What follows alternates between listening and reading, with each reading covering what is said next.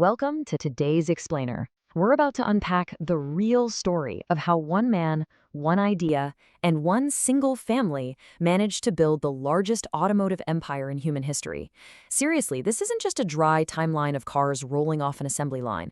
It's an epic, multi-generational struggle of survival, innovation, and legacy. We're talking about decisions that fundamentally changed the world, dreams that just refuse to die through wars and bankruptcy, and some absolutely profound lessons in leadership. So get ready, because the story of the modern world's industrial titan, it actually begins with a single fragile thread.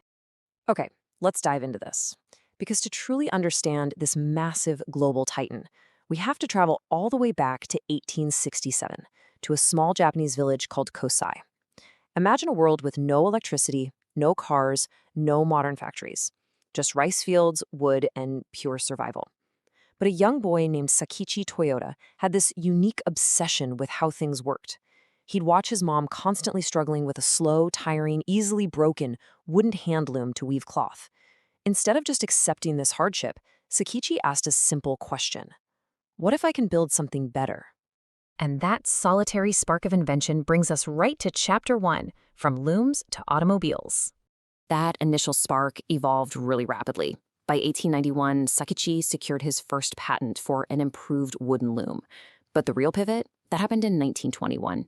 Sakichi's son, Kichiro, took a trip to London and saw something that completely blew his mind: automobiles. At the time, Japan basically had zero car industry. They relied entirely on really expensive Western imports.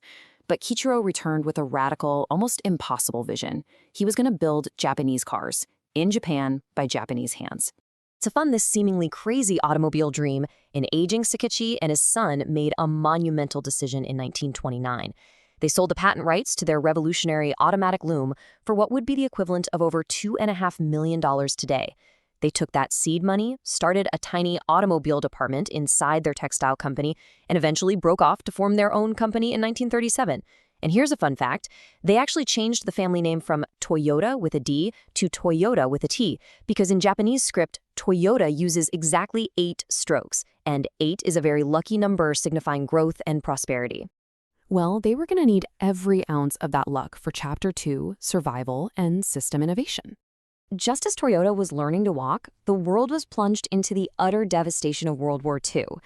After the war, Toyota was completely reeling.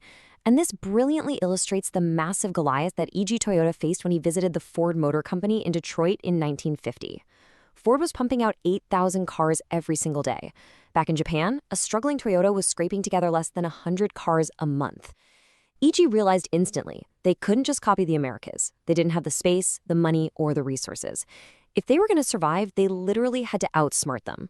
The answer to outsmarting the competition actually came straight from Sakichi's original 1906 automatic loom. You see, Sakichi had invented a loom that would automatically stop if a single thread broke, totally preventing piles of ruined cloth. This concept became jidoka, or automation with a human touch. Translated to the Toyota factory, if any worker spotted a defect, they were fully empowered to hit a button and completely stop the assembly line to fix it. This old weaving safety mechanism became the absolute bedrock of Toyota's flawless engineering. Together with engineer Taiichi Ono, E.G. built the legendary Toyota production system. Because they were so constrained by poverty and a lack of materials, they created a just-in-time inventory system. They didn't stockpile parts, they only brought in exactly what they needed, exactly when they needed it.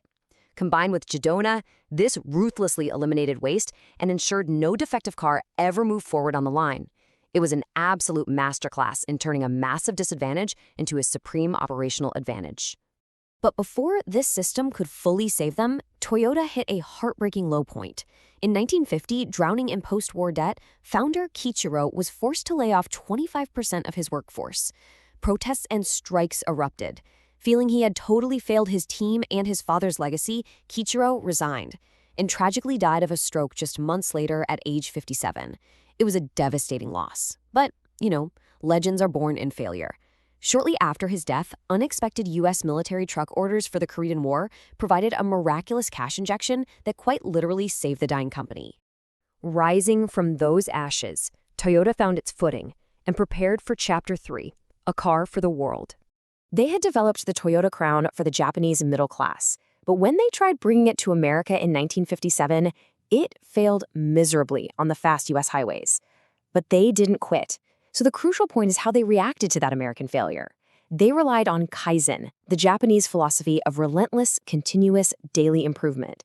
Instead of just giving up on the US market, they meticulously studied what American drivers needed and methodically engineered out every single flaw.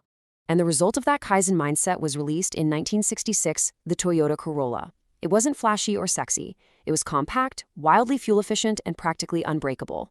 By giving the average family exactly what they needed, a cheap, reliable car that never broke down, Toyota struck gold. Today, that single model has sold over 50 million units. 50 million! Making the Corolla the best-selling car in the entire history of human civilization. This runaway success codified what became known as the Toyota Way. It rested on 4 main pillars: continuous improvement, deep respect for people, a long-term vision over short-term profits, and Genchi Genbutsu, which basically means leaders don't just sit in plush offices, they go down to the factory floor to see reality for themselves. This philosophy was so profoundly effective that in 1984, the American giant General Motors actually partnered with Toyota in California, specifically so Toyota could teach GM how to build cars properly. Think about that role reversal. By the 1980s, Toyota was the undisputed master of affordable cars. But they faced a brand new challenge in Chapter 4, the Lexus luxury gamble. They needed to beat the untouchable German giants like Mercedes and BMW in the high-end luxury market. So, in 1983, EG Toyota called a highly secret meeting and launched Project Flagship 1. The sheer scale of this project was staggering. They didn't just dress up an old car. They started with a totally blank page and 0 recycled parts. They threw over 1,400 engineers, 2,000 technicians, and a massive $1 billion budget at this problem. They built 450 prototypes and drove over 2 million test miles in extreme climates to engineer absolute perfection. Now, what's really interesting about this slide is how they positioned it. They knew the name Toyota meant cheap and reliable to the public, definitely not luxury. So they created an entirely new brand name, Lexus. When the Lexus LS 400 launched in 1989, it shocked the world. It was smoother, quieter, and way more advanced than the Mercedes S-Class, but cost nearly half the price. It instantly became the #1 luxury import in America, proving Japanese engineers could dominate the luxury space just as easily as the economy space. As the 1990s rolled around, Toyota shifted its focus yet again for Chapter 5, pioneering the Green Revolution. Instead of just conquering markets, they started looking at the skies. Long before the mainstream was taking climate change seriously, Toyota decided it was their responsibility to try and save the planet. They set out to build a car that everyday people could actually drive, but that wouldn't punish the environment. They engineered the revolutionary hybrid system. It beautifully paired a traditional gasoline engine for power with an electric motor for slow traffic, all managed by a smart computer that seamlessly switched between the two. When critics heard about this, they literally laughed at them. They said it was too complicated, way too expensive, and that nobody wanted an electric car. But Toyota ignored the noise, just like they always had. In 1997, they launched the Prius, which in Latin means to go before.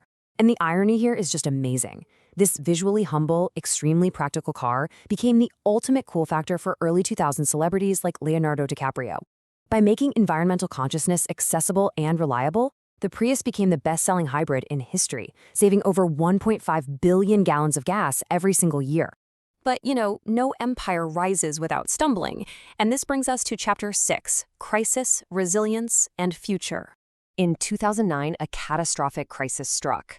Reports of unintended acceleration and braking failures led to fatal crashes, triggering a massive recall of over 9 million vehicles worldwide. The company's legendary reputation for quality was absolutely shattered. But then Akio Toyoda, the grandson of the founder, stepped up.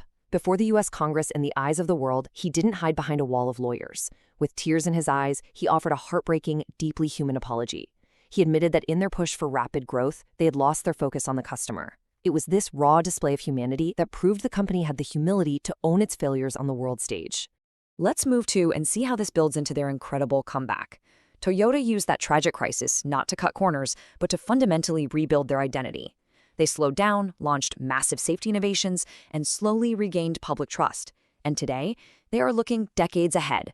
They're pioneering 10-minute charging solid-state batteries, and they are literally building Woven City in Japan, a clean energy, AI-driven prototype city designed to figure out how mobility can actually improve human lives. Today, Toyota employs over 370,000 people globally and pulls in over $275 billion in annual revenue. They sell over 12 million cars a year. And to put that into perspective, this massive, world-spinning empire all started simply because a young boy in a village with no electricity wanted to fix his mother's slow, tiring wooden hand loom. That is the true legacy of Toyota. It's a testament to patience, continuous improvement, and the sheer grit to survive total devastation. It leaves us all with a really powerful question. No matter where you are right now, from silence, from failure, from nothing, what can you build with what you have? Thank you so much for joining me for this explainer. Keep learning, keep improving, and I'll catch you next time.